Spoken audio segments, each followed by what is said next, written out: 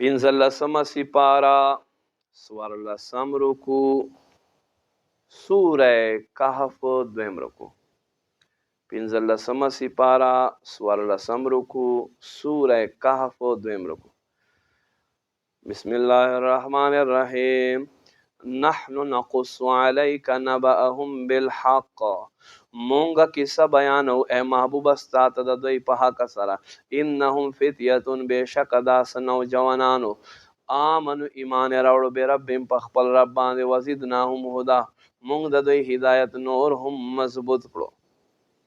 وربطنا على قلوبهم او مونږ دوی سړونه مضبوط کړ اذ قاموا سو وخت چې دوی ودرې فقالوا دی وی ربنا ای رب زمون رب السماوات والارض ته پالون قاعده اسمانونه او د زمکو لن ندعو من دونه الها مونږ نه بل نه کو هرگز الله نه علاوه بل څوک معبود لقد قلنا اذا شططا کومګه داسې وکړو ضرور به مونږ حد نه تیره شوی خبر وایو. ها اولای قومونه دا زمون قوم خلق د اتخذوا من دونه الها چې دی الله نه علاوه خدایانو ګرځول. لولا یاتون علیهم بسلطان بین ول پدې دروغجنو معبودونو باندې دلیل نه راوړي ښکارا. فمن ازلم پس څوک ته زیات ظلم کون کمی من افترا علی الله کذبا دا اخسړی نه څوک چې الله په ذات باندې دروغ وتړي.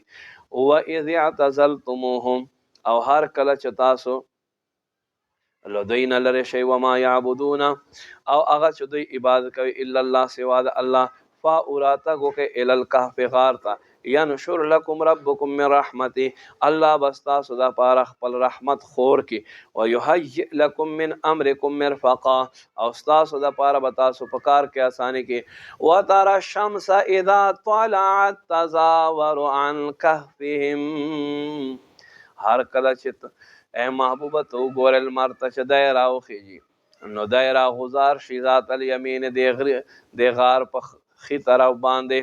و اذا غربت تقرضهم ذات الشمال او چې د پریوت دا باندې شنو د المر پریوزی د دوی غار په ګس طرف باندې وهم فی فجوه منه او حال دا چې دوی د غار په منځ کې پراته دي. ذالک من آیات الله دا د الله لنخونه دی من یهد الله فهو المهتدی الله چاته چې هدایت ورکوي هغه په هدایت وي. ومن یضلل سوک چې الله گمراه کې فلن تجد له ولیا مرشدا هرگز با تدلره پیدا نه کې سوک حمایت او نه تدلره سوک لار خیون کې.